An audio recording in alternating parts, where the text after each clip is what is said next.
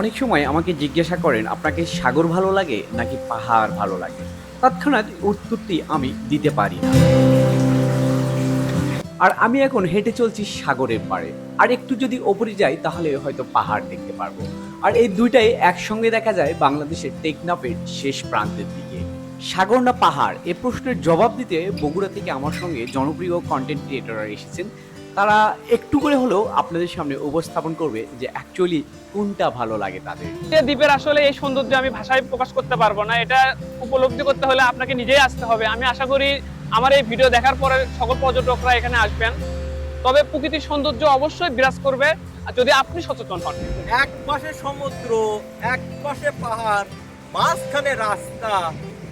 এই দৃশ্যটি আপনাদের কাছে কেমন লেগেছে অবশ্যই কমেন্টে জানাবে।